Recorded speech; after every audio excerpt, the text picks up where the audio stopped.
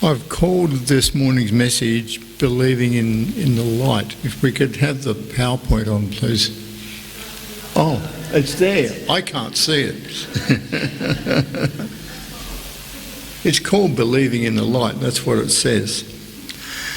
Now, there's an expression that I've come across from time to time, and I'm sure most of you have as well. And the expression is just called Hump Day.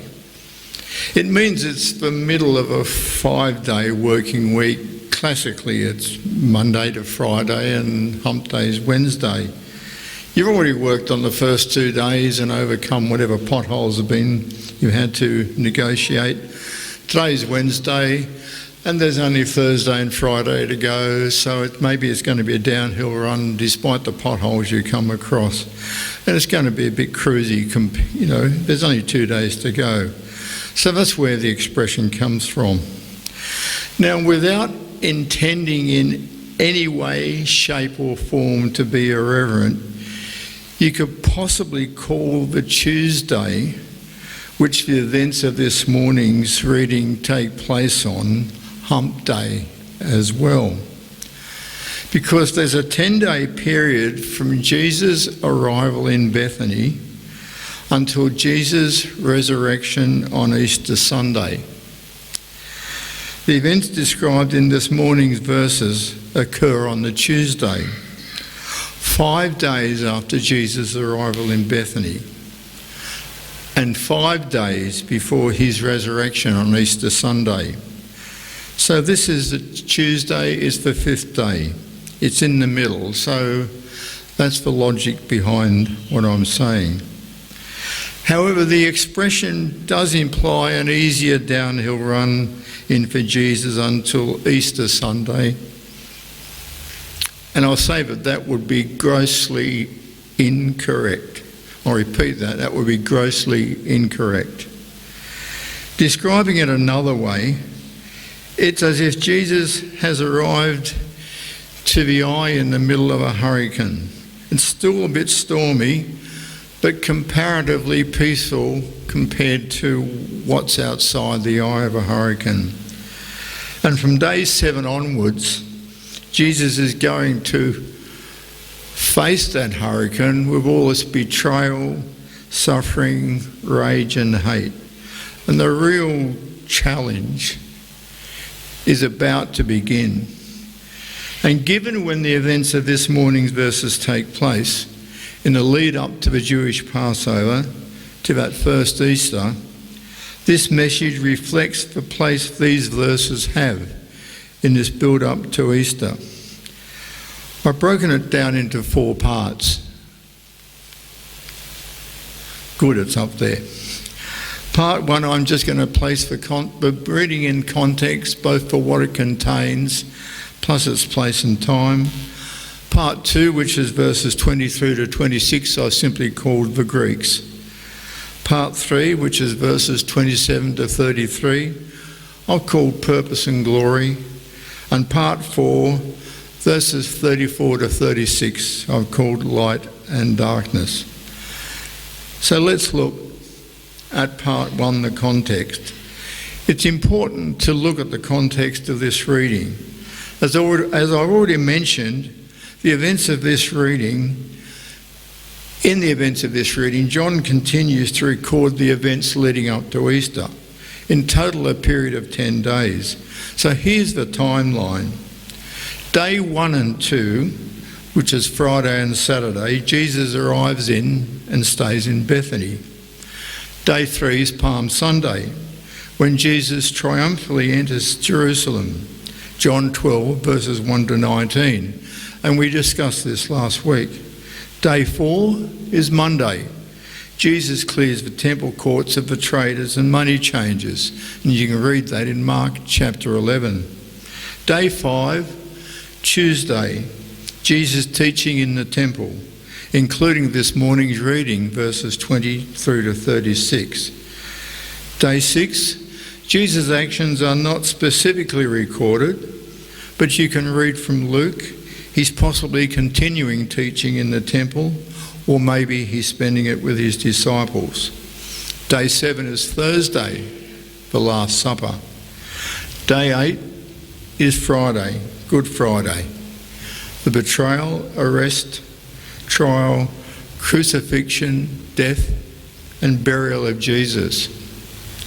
Day 9, Saturday, Jesus' body lay in the tomb. And day 10, Easter Sunday, Jesus' resurrection. Or putting things another way and making it a bit simpler, if you really want to establish some context, imagine that it was today, Sunday, that Jesus triumphantly entered Jerusalem. That's Palm Sunday today. The events of this morning's reading take place 2 days later, and that's this coming Tuesday. You can even further imagine us as the Greeks in the reading, and they're present in the course of Gentiles wanting to see Jesus. Next Thursday's the Last Supper, next Friday's Good Friday, and next Sunday is Jesus' resurrection. So a dramatic series of events are about to take place. And Jesus is saying that his remaining time with the disciples and the crowds that are with him here on earth is drawing to a close. Jesus says, a little while longer the light, and that is Jesus, is with you. Walk while you have the light, lest darkness overtakes you. He who walks in darkness does not know where he is going. He's saying make a decision to believe in the light, to believe in him, while you have time. Why? Because otherwise you will be lost. And using another analogy that I used many years ago, it was like you're standing on Hornsby railway station just watching the trains go by, curious about where they're going or why, and why people are getting on board, but not certain about why people are getting on board, and not quite convinced yourself whether to get on board or not. Well, one day you do get on board because you realise where the trains are going and why people were getting on board. You followed the light. It was time. And furthermore, when you look at all 4 Gospels, in covering this dramatic period of 10 days of Jesus' ministry on earth, leading up to his resurrection, about 42% of John's Gospel covers these 10 days. Matthew uses about 1/3 of his Gospel, Mark about 40%, and Luke over 25%. And in verse 36, Jesus succinctly says in a few words what I've just taken many words to say. Jesus says, believe in the light that you may become sons of light. But to whom was he saying this? And I've called part 2 the Greeks, which is verses 20 through to 26. And verses 20 to 22, repeating what Anthony said. Now there are certain Greeks among those who came up to worship at the feast. Then they came to Philip, who was from Bethsaida of Galilee, and asked him, saying, Sir, we wish to see Jesus. Philip came and told Andrew, and in turn Andrew and Philip told Jesus. A simple question addressed to Philip, Sir, we wish to see Jesus. It's a simple enough question. These Greeks would like to see Jesus. Having obviously heard about him and his teaching and miracles, they were at the very least curious to know more about him. So they asked Philip, which is a Greek name, if they could see Jesus. So Jesus saw them, but his response was anything but simple. It was a response designed to open their minds. I'll come to Jesus' response shortly. But we don't know who these certain Greeks were. They may have been Jews who spoke Greek or Greek converts to Judaism. They may have been Greeks who had great respect for Judaism but hadn't converted, or simply Greeks intrigued by the events that were occurring around them. They may not have been Greeks at all, as at that time the term Greeks was commonly used by Jews to describe all non-Jewish or Gentile nations, because most of the Gentiles they came in contact with spoke the Greek language. And given that Jesus had cleared the temple courts and was teaching daily in the temple, the presence of Greeks meant that he was teaching in the court of the Gentiles. Jesus had cleared the temple court so that it could be used as a place of prayer for all the nations.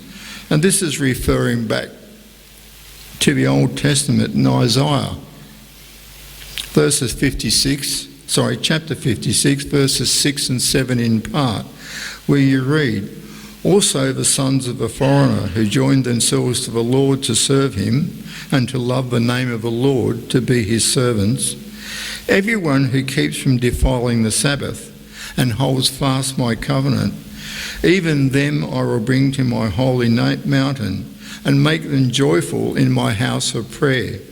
For my house shall be called a house of prayer for all nations." All nations, including Gentiles, including us. Jesus, in his last earthly days of ministry, was teaching and reaching out to Gentiles in God's house, the temple in Jerusalem. Jesus had said, "My hour has not yet come." But now in verses 23 through to 26, in his response to the Gentile Greeks, Jesus says, "The hour has come that the Son of Man should be glorified." The hour has come, meaning, of course, the time for Jesus' crucifixion, death, resurrection, and then his ascension into heaven. That hour has arrived. And the Son of Man should be glorified, meaning that Jesus is referring to his death, resurrection, and ascension. This is how Jesus was glorified. And Jesus' followers may have thought he meant he was about to establish his kingdom here on earth. And the Greeks possibly thought the same thing. And then we have the parable of a grain of wheat. And the illustration used in the parable is a seed dying in the ground, followed by its germination and transformation into a rich harvest that all can see. The much grain produced are we believers.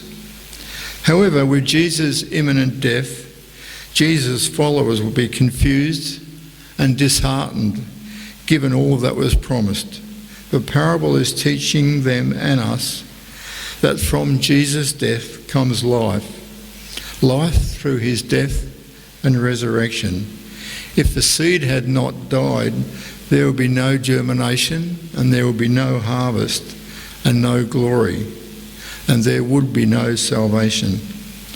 So Jesus in this parable is reminding them and helping them to understand that his glorification, that is, his death, resurrection and ascension, is what he came to earth to do, the salvation of mankind.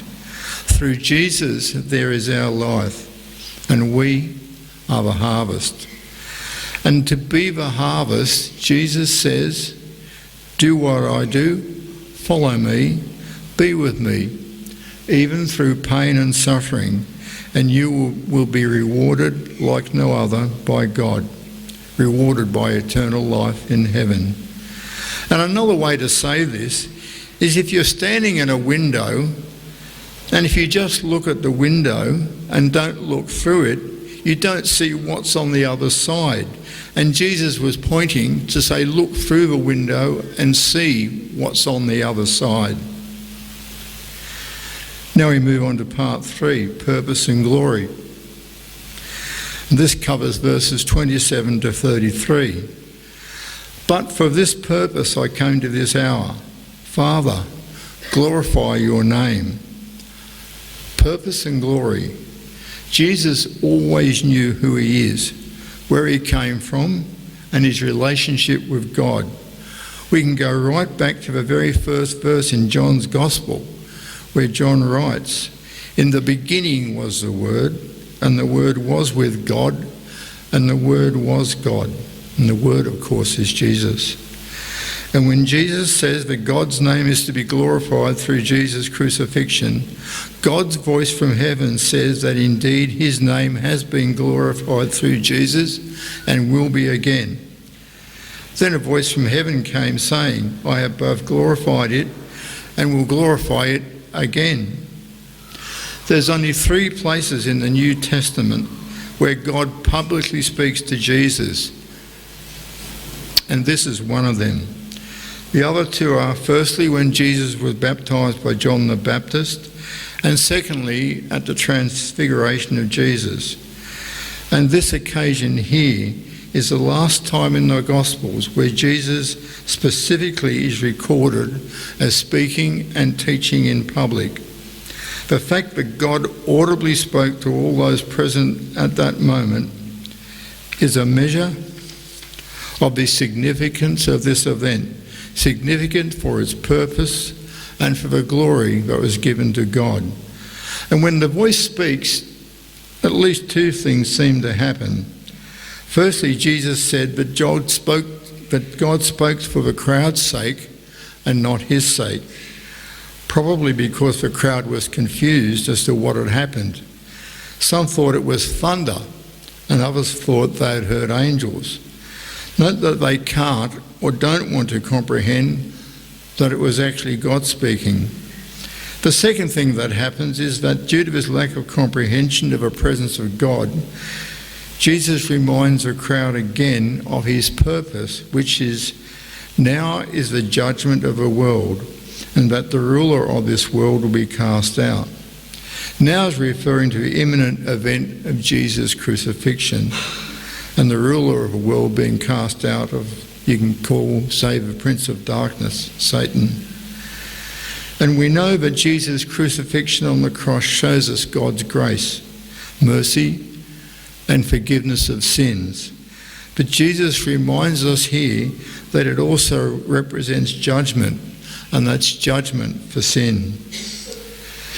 And purpose also later exhibited by Jesus, when even on the cross, despite his suffering, he again displays his purpose when he gives salvation to one of the criminals being crucified with him.